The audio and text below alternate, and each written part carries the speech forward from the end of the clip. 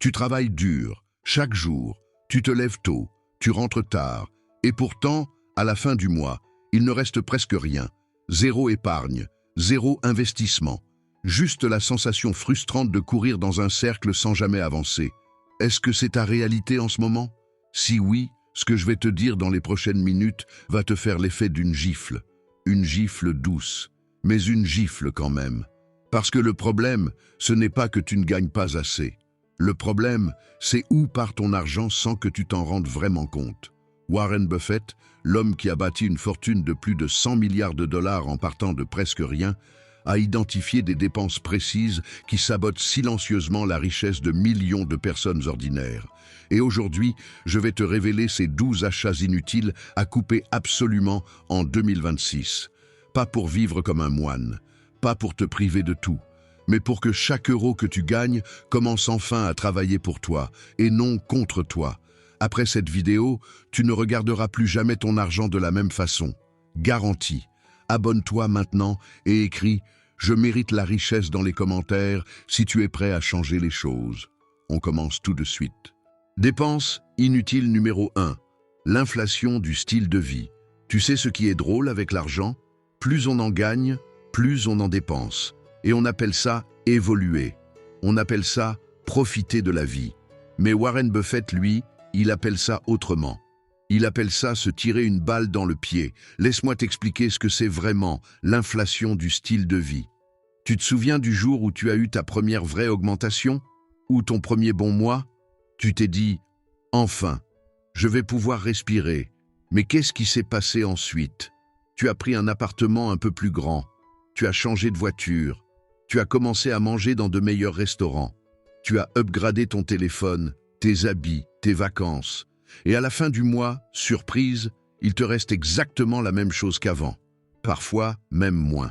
C'est ça, l'inflation du style de vie.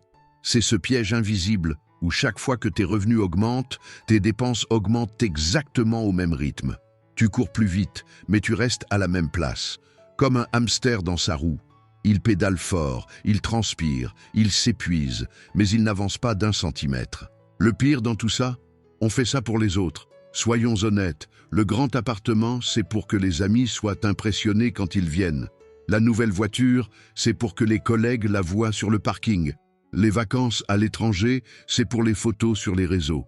On dépense de l'argent qu'on n'a parfois même pas encore pour acheter des choses dont on n'a pas vraiment besoin, pour impressionner des gens qui s'en foutent profondément de notre situation bancaire. Warren Buffett, cet homme qui vaut plus de 100 milliards de dollars, habite toujours dans la même maison qu'il a achetée en 1958. Une maison simple, à Omaha, dans le Nebraska. Il mange des hamburgers McDonald's le matin. Il conduit lui-même sa voiture. Et les gens lui demandent « Mais pourquoi vous vivez comme ça ?» Et lui, il répond tranquillement « Je vis exactement comme je veux. Parce que la liberté, la vraie, elle ne ressemble pas à un beau canapé ou à des baskets à 300 €. La vraie liberté, c'est de se réveiller le matin sans angoisse. C'est de ne pas vérifier ton solde bancaire avec les mains qui tremblent. C'est ça la richesse que personne ne te montre sur Instagram. Alors, je vais te poser une question. Et j'aimerais vraiment que tu y réfléchisses sérieusement. Est-ce que tu gagnes plus d'argent qu'il y a 3 ans? Si oui, où est cet argent aujourd'hui? Est-ce qu'il travaille pour toi quelque part? Ou est-ce qu'il est parti en fumée dans des dépenses que tu n'arrives même plus à nommer? C'est là où ça fait mal, je sais, mais c'est exactement pour ça que cette vidéo existe. La règle d'or que les riches appliquent en silence, c'est simple. Quand les revenus augmentent, les dépenses n'augmentent pas. L'argent supplémentaire, on l'investit, on le fait travailler, et c'est lui qui, un jour, nous rend libres. Dépense inutile numéro 2. Les gadgets électroniques, dernier cri. Dis-moi si cette scène te parle. Il est minuit. T'es dans ton lit, tu scrolles tranquillement sur ton téléphone. Et là, tu tombes sur une pub. Un nouveau smartphone, écran incurvé, appareil photo 200 mégapixels, intelligence artificielle intégrée, couleur exclusive. Et dans ta tête, quelque chose se réveille. Tu te dis, le mien est encore bien pourtant. Mais 2 minutes après, tu es déjà en train de regarder les avis sur YouTube. Bienvenue dans le piège le plus sophistiqué du 21e siècle. Les grandes marques technologiques, Apple, Samsung, Sony, ce sont des entreprises brillantes, pas seulement parce qu'elles font de bons produits, mais parce qu'elles ont compris quelque chose de profond sur la psychologie humaine. Elles ont compris que le meilleur moyen de te faire acheter quelque chose, c'est de te faire sentir que ce que tu as déjà ne suffit plus. Alors chaque année, sans faute, elles organisent un grand show. Des lumières, de la musique, un monsieur en col roulé qui parle avec passion. Et à la fin, un nouveau téléphone, qui ressemble exactement à l'ancien, mais avec un chiffre en plus dans le nom. L'iPhone 15, puis le 16, puis le 17, et les gens font la queue pendant des heures. Certains campent dehors la nuit. Pourquoi? Pour avoir un appareil photo légèrement meilleur et une nouvelle couleur qu'on appelle titane naturel, alors que c'est du gris, soyons sérieux. Et toi, pendant ce temps, tu dépenses 1200, 1400, parfois 1600 €, en une seule fois. Ou pire, en plusieurs fois, sans intérêt, parce que ça semble raisonnable. Mais ce téléphone que tu viens d'acheter, dans 18 mois, il sera dépassé. Et le cycle recommence. Maintenant, faisons un calcul simple ensemble. Si tu changes de téléphone haut de gamme tous les 2 ans depuis l'âge de 20 ans et que tu continues jusqu'à 60 ans, tu auras dépensé environ 25 000 à 30 000 € rien qu'en téléphone. 30 000 €. Tu réalises ce que c'est? 30 000 €? C'est un apport pour un appartement. C'est plusieurs années d'investissement en bourse. C'est une retraite plus confortable. Mais non, cet argent est dans un tiroir, sous forme d'un téléphone que tu n'utilises plus. Warren Buffett a utilisé le même téléphone à clapet pendant des années, alors qu'il était déjà milliardaire. Les gens se moquaient de lui. Et lui, il souriait. Parce qu'il savait quelque chose que les autres ignoraient. Ce n'est pas l'outil qui fait la richesse, c'est l'usage qu'on en fait. Un téléphone à 300 € peut faire exactement les mêmes appels, envoyer exactement les mêmes messages et lancer exactement les mêmes applications qu'un téléphone à 1500 €. La différence? Elle existe surtout dans ton imagination et dans le regard des autres. Et c'est là la vraie question que tu dois te poser honnêtement. Est-ce que tu achètes ce gadget parce qu'il va vraiment changer ta vie? Ou parce que tu veux que les autres voient que tu peux te le permettre? Si tu réfléchis encore à la réponse, tu as déjà ta réponse. Dépense inutile numéro 3. Les vacances de luxe à crédit. Ferme les yeux une seconde. Imagine, tu es allongé sur une plage de sable blanc. L'eau est turquoise, le soleil est parfait, un cocktail dans la main, pas de patron, pas de réunion, pas de stress. Juste toi, la mer et la liberté. C'est beau, non? Maintenant ouvre les yeux, parce que je vais te dire ce que cette image cache vraiment. Chaque année, des millions de personnes partent en vacances de rêve. Dubaï, Maldives, Bali, Cancun, des hôtels 5 étoiles, des vols business, des restaurants gastronomiques, des excursions privées. Et pour payer tout ça, le crédit, l'argent qu'on n'a pas encore, l'argent du mois prochain, parfois même l'argent de l'année prochaine. Et le plus triste dans cette histoire, ces vacances sont terminées depuis longtemps, mais toi tu continues de les payer. Tu rentres bronzé, reposé, avec de belles photos. Mais dès le 1er du mois suivant, le virement sort automatiquement. Et il sort le mois d'après, et encore celui d'après. Ces souvenirs que tu as créés sur une plage paradisiaque, tu les rembourses pendant que tu es assis dans les embouteillages, fatigué, en train de te demander pourquoi tu n'as plus d'argent. C'est ce qu'on appelle acheter du bonheur à crédit. Et le problème avec le bonheur à crédit, c'est qu'il se transforme en stress à tempérament. Parlons chiffres, parce que les chiffres ne mentent pas. Des vacances de luxe en famille, vols, hôtels, activités, restaurants. Ça peut facilement coûter 5 000, 7 000, parfois 10 000 €, financés à crédit sur 12 ou 24 mois, avec les intérêts qui s'ajoutent. Tu finis par payer 20 ou 30% de plus que le prix réel. Autrement dit, tu paies des vacances que tu n'as plus, tu paies des souvenirs, des photos Instagram, des stories qui ont disparu au bout de 24 heures. Et pendant ce temps-là, cet argent aurait pu travailler pour toi, placé intelligemment, investi progressivement. Il aurait pu un jour te donner une liberté réelle. Pas une semaine de liberté par an, mais une liberté permanente. Warren Buffett dit quelque chose de très simple. Ne payez jamais pour quelque chose qui disparaît avant que vous ayez fini de le rembourser. Et des vacances à crédit, c'est exactement ça. L'expérience est terminée. Le bronzage a disparu. Mais la dette, elle reste. Attention maintenant, et c'est là que je dois nuancer, parce que je ne suis pas là pour te dire de ne plus jamais partir en vacances. Les vacances sont importantes. Se reposer est nécessaire. Couper avec le quotidien, c'est essentiel pour la santé mentale. Ce que je te dis, c'est la manière de le faire qui change tout. Les gens vraiment riches ne partent pas en vacances de luxe à crédit. Ils partent quand ils ont l'argent. Ils planifient, ils économisent, ils choisissent le bon moment. Et quand ils partent, ils profitent vraiment. Sans cette petite voix dans la tête qui murmure « Mais comment je vais rembourser tout ça ?» Parce que des vraies vacances reposantes, ça commence par un compte bancaire serein, pas par une dette qu'on ignore temporairement sous le soleil. Est-ce que toi, tu es déjà parti en vacances à crédit?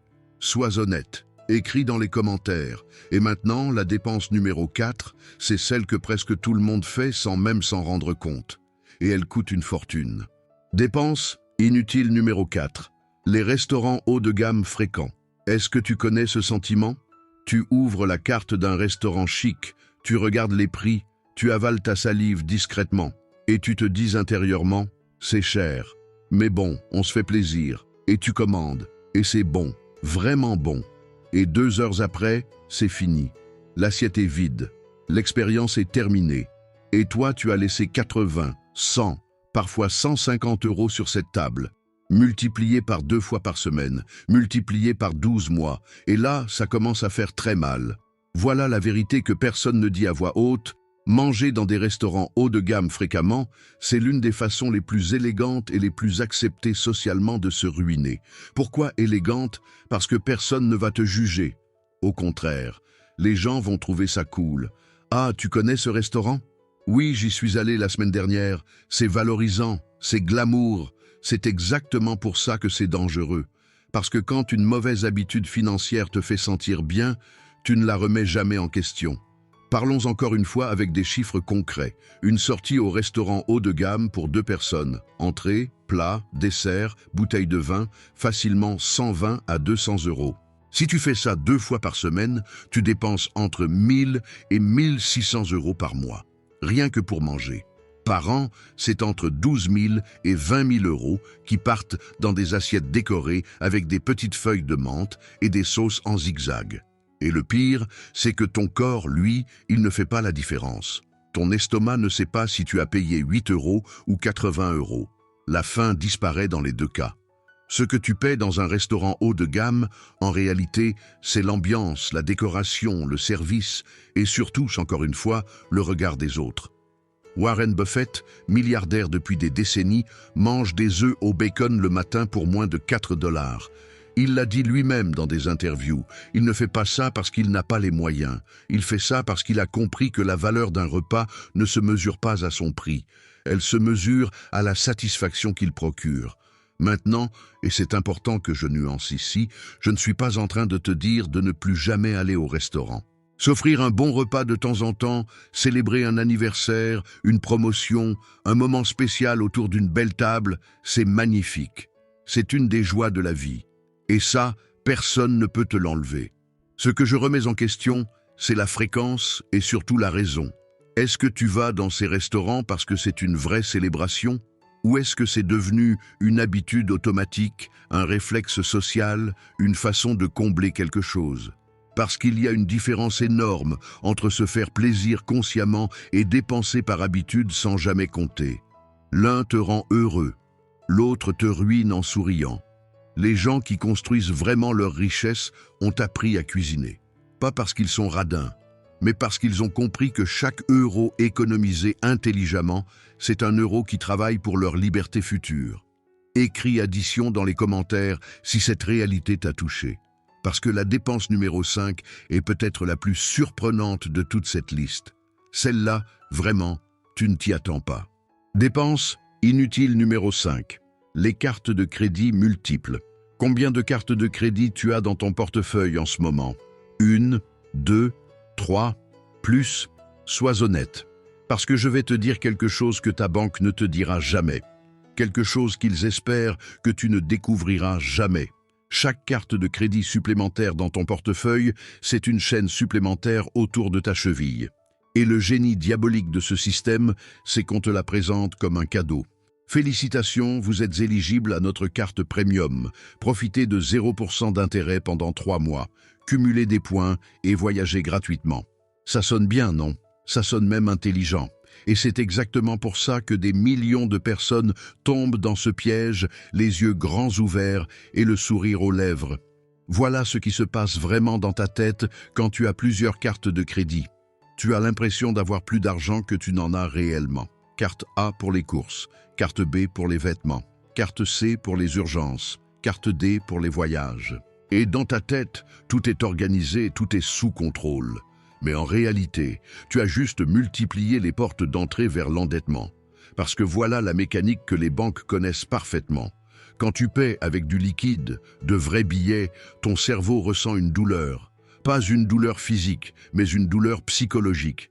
Tu vois l'argent partir, tu le touches, et instinctivement, tu dépenses moins. Mais quand tu paies avec une carte, et surtout quand tu as plusieurs cartes, cette douleur disparaît complètement. Tu appuies sur un bouton, tu entends un petit bip, et c'est tout. Ton cerveau ne réalise même pas que tu viens de dépenser de l'argent réel. Les chercheurs en psychologie comportementale ont un nom pour ça. Ils appellent ça le découplage du paiement. La séparation entre l'acte d'acheter et la douleur de payer. Et les cartes de crédit multiples, c'est le meilleur outil jamais inventé pour maximiser ce découplage. Maintenant, parlons des chiffres qui font froid dans le dos. Les taux d'intérêt sur les cartes de crédit varient souvent entre 15% et 25% par an. Ça veut dire que si tu as 3 000 € de dettes réparties sur plusieurs cartes et que tu paies seulement le minimum chaque mois, tu pourrais mettre 5, 6, voire 7 ans à rembourser. Et tu finiras par payer presque le double de ce que tu as dépensé. Tu paies pour avoir payé. C'est le monde à l'envers. Warren Buffett a dit une phrase qui résume tout.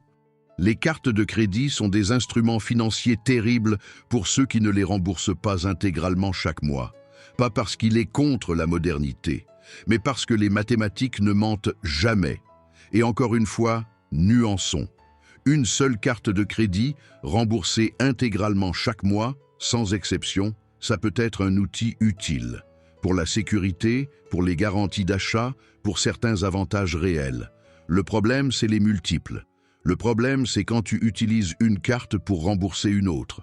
Quand tu jongles, quand tu ne sais plus exactement combien tu dois en total. Ce jour-là, et beaucoup d'entre nous connaissent ce jour, tu n'es plus maître de ton argent. C'est ton argent qui est maître de toi. Si toi aussi tu as déjà jonglé entre plusieurs cartes, écris dans les commentaires. Sans jugement, on apprend ensemble ici. Et abonne-toi maintenant parce que la dépense numéro 6 touche quelque chose que presque tout le monde possède et que personne ne remet jamais en question. Dépense inutile numéro 6. Les achats impulsifs en ligne. Laisse-moi te décrire une scène. Il est 23 heures. Tu es dans ton canapé. Tu es fatigué après une longue journée. Tu prends ton téléphone juste pour te détendre un peu. Tu ouvres une application. Amazon, Shein, Zara, AliExpress, peu importe. Tu commences à scroller. Et là, tu tombes sur quelque chose. Un article en promotion. Offre limitée. Plus que 3 en stock. Un petit compte à rebours en rouge. Et sans vraiment réfléchir, en moins de 30 secondes, tu as cliqué. Tu as acheté. Et le pire, tu ne sais même plus ce que tu as commandé 3 jours plus tard. Bienvenue dans l'ère des achats impulsifs en ligne. Le piège le plus invisible, le plus discret et probablement le plus dévastateur pour tes finances personnelles. Voici ce que tu ne sais peut-être pas. Les plateformes de vente en ligne emploient des centaines de psychologues, de spécialistes du comportement humain, d'experts en neurosciences. Leur seul travail, leur unique mission, c'est de faire en sorte que tu achètes sans réfléchir. Chaque couleur sur l'interface est choisie. Chaque notification est calculée. Le petit plus que 2 en stock, c'est une manipulation pure. Ça s'appelle la rareté artificielle. Et ton cerveau primitif, celui qui a peur de manquer, tombe dedans à chaque fois comme si c'était la première. Les soldes du Black Friday, une invention marketing pour te faire dépenser de l'argent que tu n'avais pas prévu de dépenser. On te fait croire que tu économises 50 €. Mais en réalité, tu as dépensé 150 € que tu n'aurais jamais dépensé sans cette prétendue réduction.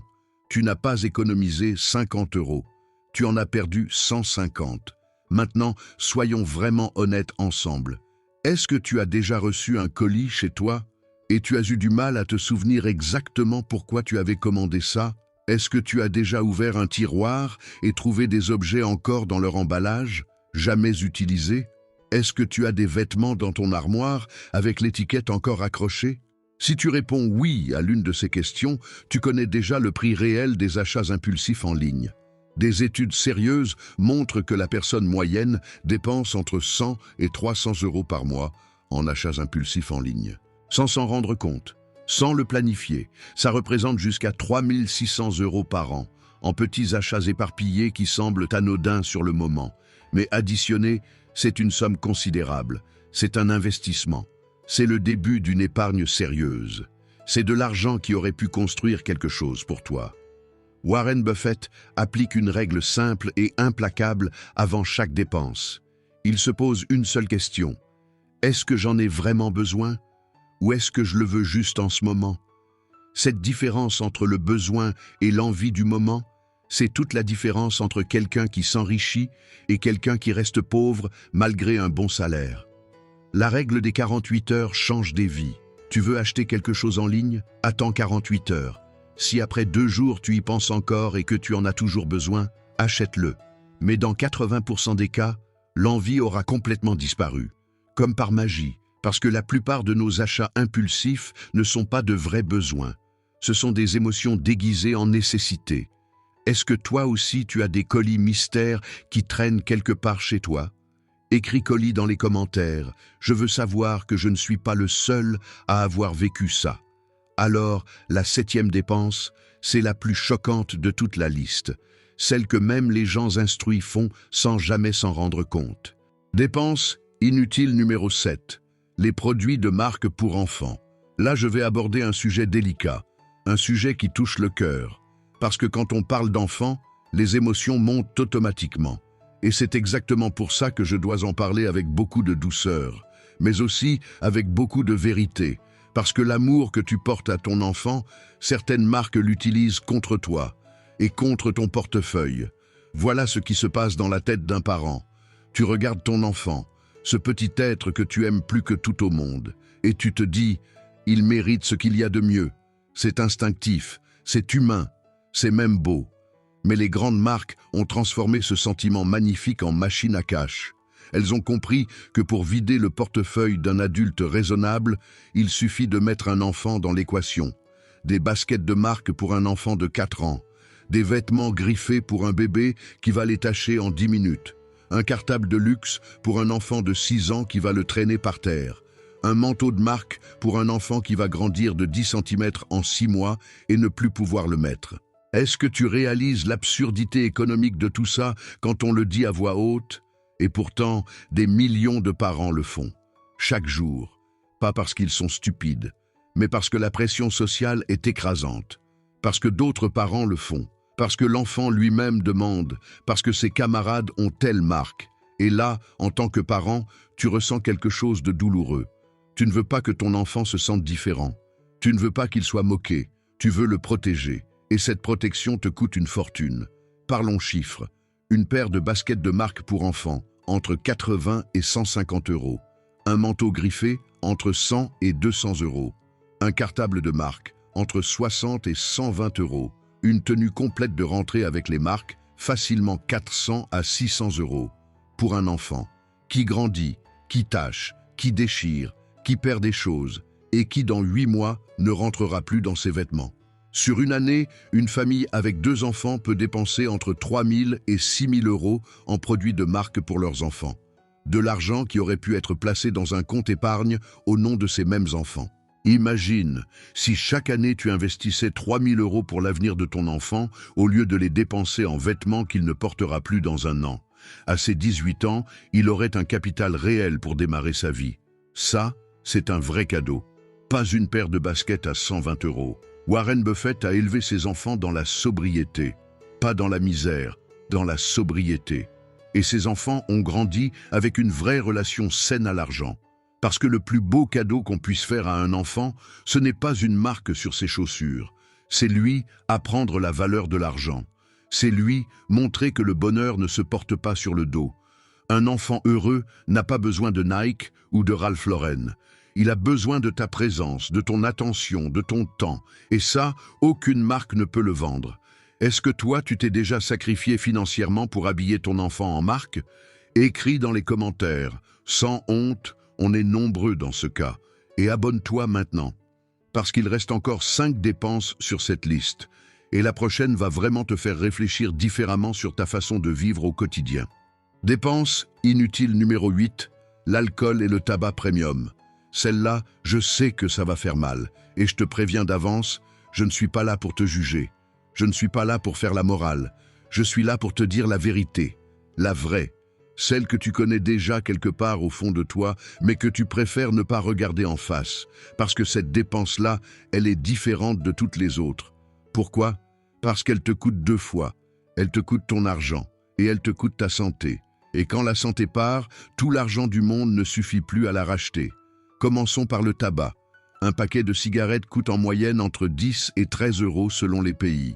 Un fumeur moyen consomme un paquet par jour. Fais le calcul avec moi. 10 euros par jour, c'est 300 euros par mois, c'est 3600 euros par an. Sur 10 ans, 36 000 euros partis en fumée. Littéralement, en fumée.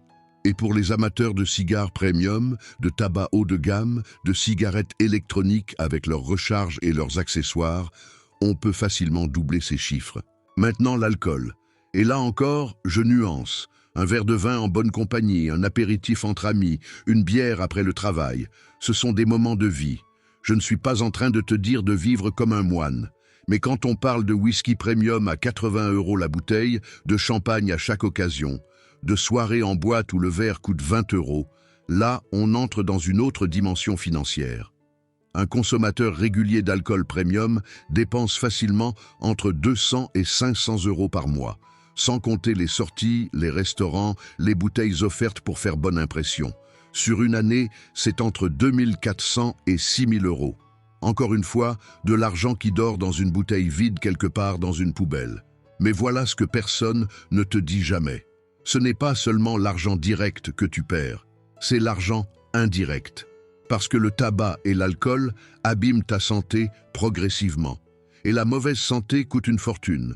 Les consultations médicales, les médicaments, les hospitalisations, les journées de travail perdues, l'énergie qui manque pour entreprendre, pour réfléchir clairement, pour être productif. La richesse se construit avec un esprit clair et un corps en forme. Et tout ce qui attaque l'un ou l'autre attaque directement ta capacité à créer de la valeur dans ta vie. Warren Buffett ne fume pas. Il ne boit pratiquement pas d'alcool. Et à plus de 90 ans, il dirige encore l'une des plus grandes entreprises du monde avec une clarté mentale que beaucoup de trentenaires lui envient. Ce n'est pas un hasard. Il y a une phrase que j'aime beaucoup et qui résume tout. Prends soin de ton corps. C'est le seul endroit où tu seras obligé de vivre toute ta vie. Ton corps n'est pas juste une question de santé. C'est ton premier capital. C'est ton outil de travail. C'est la machine qui génère tout le reste. Et chaque cigarette, chaque verre de trop, c'est un petit sabotage silencieux de cette machine. Je sais que ce point touche des choses profondes. Écris vérité dans les commentaires si ce message t'a parlé, même si c'est inconfortable. Maintenant qu'il reste encore 4 dépenses sur cette liste, et la prochaine, elle concerne quelque chose que tu fais probablement, que tu rêves même de faire. Dépense inutile numéro 9, les voitures de luxe. Je veux que tu imagines quelque chose. Tu es au feu rouge, fenêtre ouverte. Et là, une BMW série 7 s'arrête à côté de toi. Ou une Mercedes classe S, ou une Porsche Cayenne. Cuir beige, jantes chromées, vitres teintées. Le moteur ronronne doucement. Et tu regardes. Inconsciemment, tu regardes. Et quelque chose en toi pense. Un jour, je comprends ce sentiment. Vraiment. Mais aujourd'hui, je vais te montrer l'autre face de cette image. Celle qu'on ne voit pas depuis le trottoir. La voiture de luxe, c'est probablement l'achat le plus émotionnel et le moins rationnel que la majorité des gens font dans leur vie. Et c'est aussi l'un des plus destructeurs financièrement. Pourquoi? Parce qu'une voiture, quelle qu'elle soit, n'est pas un investissement. C'est une dépense. C'est un actif qui perd de la valeur dès la seconde où tu quittes le concessionnaire. Voilà la réalité brutale des chiffres. Une voiture neuve perd en moyenne 20% de sa valeur dès la première année. Une voiture de luxe à 80 000 euros vaut 64 000 euros un an plus tard. sans que tu aies rien fait, sans accident, sans problème, juste en existant dans ton garage. Sur 5 ans, elle peut perdre jusqu'à 50 ou 60% de sa valeur initiale. Tu as acheté 80 000 €, tu revends 35 000 €, tu as perdu 45 000 € en conduisant. Et ce n'est que le début, parce qu'après le prix d'achat, il y a l'assurance. Une voiture de luxe s'assure facilement 2 à 3 fois plus cher qu'une voiture normale. Il y a l'entretien, les révisions, les pièces de rechange, les pneus spécifiques qui coûtent une fortune. Il y a le carburant, ces gros moteurs consomment énormément. Et il y a le crédit, parce que la majorité des gens qui conduisent une voiture de luxe ne l'ont pas payée cash. Ils la paient chaque mois, pendant 48 ou 60 mois, avec les intérêts qui s'ajoutent tranquillement par-dessus. Quand tu additionnes tout, achat, assurance, entretien, carburant, crédit, une voiture de luxe peut facilement te coûter 2 000 à 3 000 € par mois, juste pour te déplacer, juste pour aller du point A au point B, exactement comme n'importe quelle autre voiture. Et maintenant, la vraie question, celle qui dérange. Pourquoi tu veux vraiment cette voiture? Est-ce que c'est pour toi, pour ton confort personnel dans l'intimité de tes trajets, ou est-ce que c'est pour ce moment précis, ce moment où tu arrives quelque part, tu ouvres la portière et les gens regardent? Sois honnête avec toi-même. Parce que si c'est pour le regard des autres, tu es en train de payer 2 000 € par mois pour quelques secondes d'attention. C'est le placement le plus cher et le moins rentable de l'histoire. Warren Buffett conduisait une vieille Cadillac pendant des années alors qu'il était déjà milliardaire. Il a fini par changer, pas pour une Ferrari, pour une Cadillac XTS modeste. Il dit lui-même « Je conduis pour aller quelque part, pas pour impressionner qui que ce soit ». Les gens vraiment riches le savent, la vraie richesse ne se voit pas dans l'allée. Elle se voit dans les relevés bancaires. Elle se voit dans les investissements, elle se voit dans la liberté de ne jamais stresser pour payer ses factures. Est-ce que toi, tu as déjà sacrifié ta stabilité financière pour une belle voiture? Écris volant dans les commentaires, sans honte, la société nous pousse tous dans cette direction. Et abonne-toi maintenant si ce n'est pas déjà fait, parce qu'on arrive à la 10e dépense de cette liste. Et celle-là, c'est la plus silencieuse, la plus sournoise, et pourtant la plus répandue de toutes. Tu ne voudras pas la manquer. Dépense inutile numéro 10, les vêtements de marque. Dis-moi si tu as déjà vécu ça. Tu entres dans un magasin, tu regardes un t-shirt. Il est simple, blanc, basique, pas de fioritures. Mais dans le coin, en bas à gauche, il y a un petit logo, un crocodile, un cheval, 3 bandes. Et ce t-shirt qui vaut objectivement 8 € à fabriquer est affiché à 95 € sur le cintre. Et tu l'achètes quand même. Pas parce que le tissu est magique, pas parce qu'il va te tenir chaud 2 fois plus longtemps, pas parce qu'il est 2 fois plus solide. Tu l'achètes pour ce petit logo, ce minuscule dessin brodé qui tient dans un centimètre carré. Et ce centimètre carré te coûte 87 €. Maintenant dis-moi, qui a vraiment gagné dans cette transaction? Voilà la vérité sur les vêtements de marque que personne dans les magazines de mode ne te dira jamais. Tu ne paies pas pour la qualité, tu paies pour l'identité.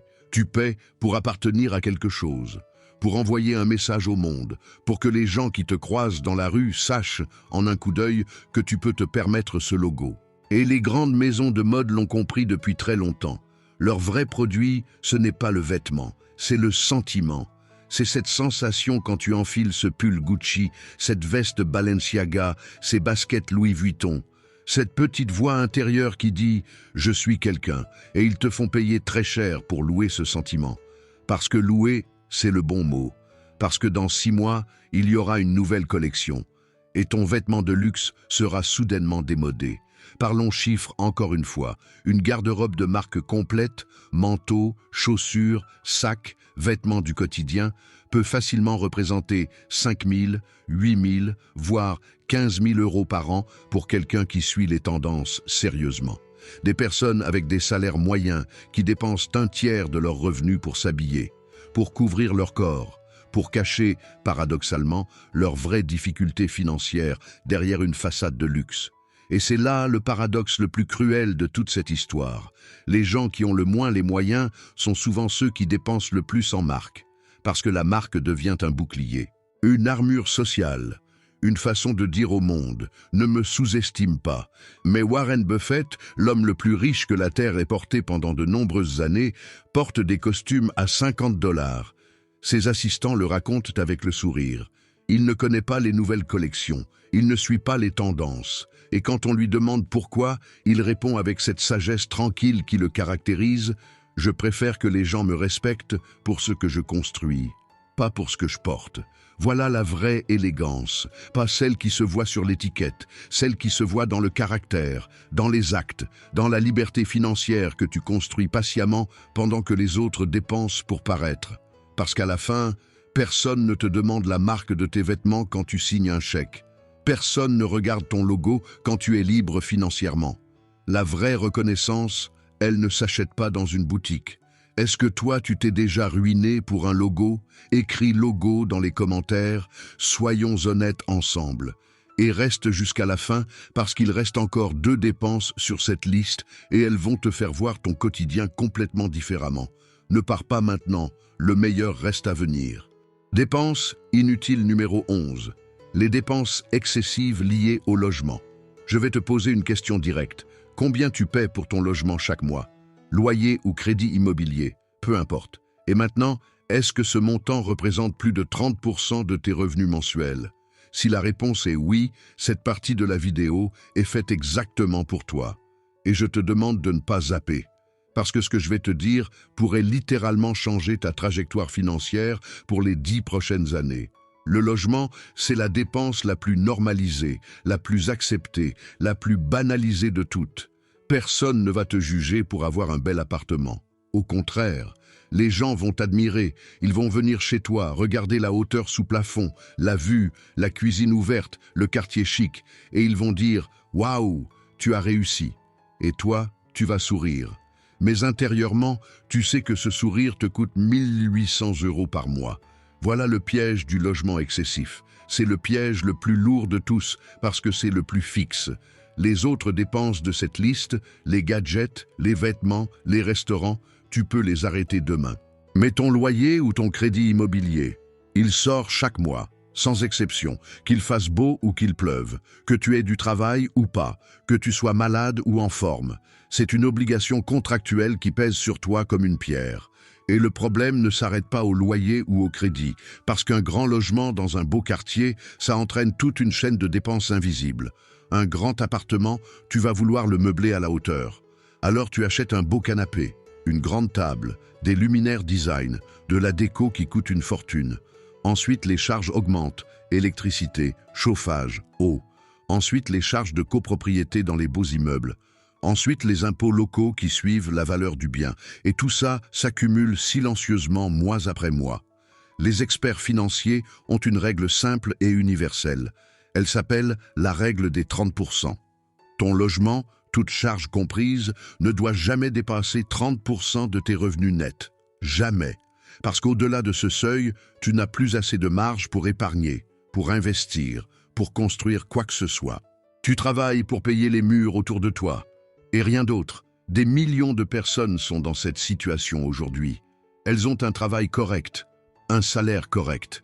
Mais à la fin du mois, il ne reste presque rien, parce que le logement a tout absorbé.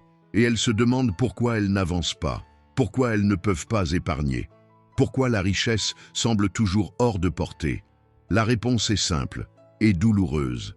Elles habitent dans un logement que leurs revenus ne peuvent pas vraiment se permettre. Warren Buffett, rappelle-toi, habite toujours dans sa maison achetée en 1958. Une maison avec 5 chambres, dans un quartier ordinaire d'Omaha. Pas de piscine. Pas de salle de cinéma privée, pas de vue sur l'océan. Et cet homme possède une fortune de plus de 100 milliards de dollars. Il aurait pu habiter n'importe où dans le monde. Il a choisi la liberté financière plutôt que l'apparence de la réussite. Parce que la vraie réussite, ce n'est pas l'adresse sur ta boîte aux lettres.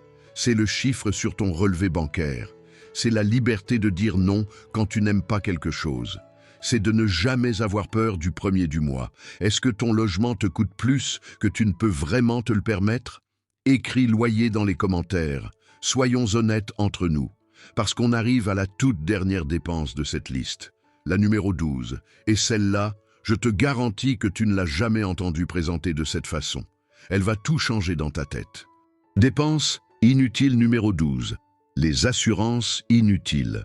On arrive à la dernière dépense de cette liste, et je t'avais promis qu'elle allait te surprendre, parce que celle-là, contrairement aux autres, elle se cache derrière quelque chose de noble, quelque chose de rassurant, quelque chose qui semble même intelligent et responsable. Elle se cache derrière la peur.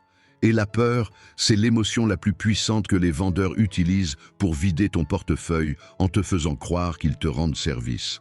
Parlons des assurances inutiles. Et attention, je dis bien inutiles. Parce qu'encore une fois, je dois nuancer dès le départ.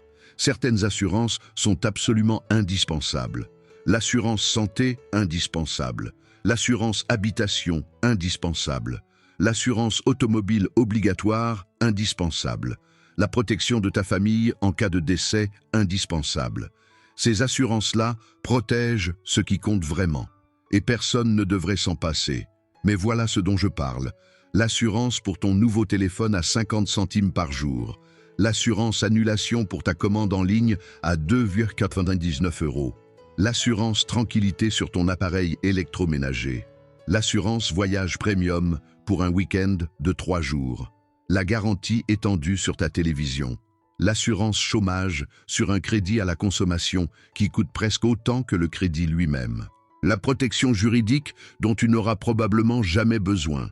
Ces petites assurances, ces micro-protections vendues partout, à chaque caisse de supermarché, à chaque achat en ligne, à chaque signature de contrat, elles semblent anodines. 2 € par mois ici, 5 € là, 8 € par-ci. Qui va refuser 2 € par mois pour avoir la paix d'esprit? Mais additionne tout ça. Une personne moyenne souscrit sans le réaliser entre 8 et 15 petites assurances inutiles simultanément. À 5 € de moyenne chacune, c'est 75 € par mois, 900 € par an, qui partent dans des contrats que tu n'as jamais lus, pour des sinistres qui n'arrivent presque jamais. Et quand par miracle tu essaies de faire jouer cette assurance, tu découvres que les conditions d'application sont tellement restrictives que tu n'es finalement pas couvert pour ce qui t'arrive vraiment. Tu as payé pendant des années pour une protection qui ne protège rien. Le modèle économique des assurances inutiles repose sur une mathématique simple et brutale. Les compagnies d'assurance savent statistiquement que la très grande majorité des gens ne vont jamais utiliser ces micro-couvertures. Elles encaissent les primes, elles paient très rarement. Et le bénéfice est énorme. En réalité, c'est toi qui leur fais un cadeau chaque mois, pas l'inverse. Warren Buffett, et c'est savoureux, est lui-même propriétaire d'une des plus grandes compagnies d'assurance au monde. Geico. Il connaît ce business mieux que quiconque, et il dit ouvertement « Assurez ce que vous ne pouvez pas vous permettre de perdre. Tout le reste, gardez l'argent. » Autrement dit, assure ta maison, ta santé, ta vie, pas ton téléphone. La vraie protection financière, ce n'est pas une pile de contrats d'assurance dans un tiroir. C'est un fonds d'urgence constitué progressivement. 3 à 6 mois de dépenses de côté, et tu n'as plus besoin de payer quelqu'un d'autre pour gérer tes petits risques du quotidien. Tu deviens ta propre assurance, et l'argent reste dans ta poche. Voilà la dernière vérité de cette vidéo. Chaque euro que tu arrêtes de gaspiller, c'est un euro qui commence à construire ta liberté. Est-ce que toi, tu paies des assurances dont tu ne te souviens même plus? Écris assuré dans les commentaires. Voilà. Tu connais maintenant les 12 dépenses qui volent silencieusement ta richesse chaque mois. Pendant que tu travailles dur, elles travaillent contre toi, sans bruit, sans te demander permission. Mais aujourd'hui, ça change. Tu n'as pas besoin de tout couper d'un coup. Commence par une seule chose, une seule habitude à modifier cette semaine. Parce que la richesse ne se construit pas en un jour. Elle se construit avec des décisions répétées, jour après jour, mois après mois. Warren Buffett n'est pas devenu riche par accident, il a juste refusé de payer pour paraître. Et à la place, il a choisi de construire. La vraie question maintenant, c'est simple. Toi, tu choisis quoi? Écris décision dans les commentaires. Abonne-toi pour ne rater aucune vidéo. Et partage cette vidéo avec quelqu'un qui en a besoin. Tu pourrais changer sa vie.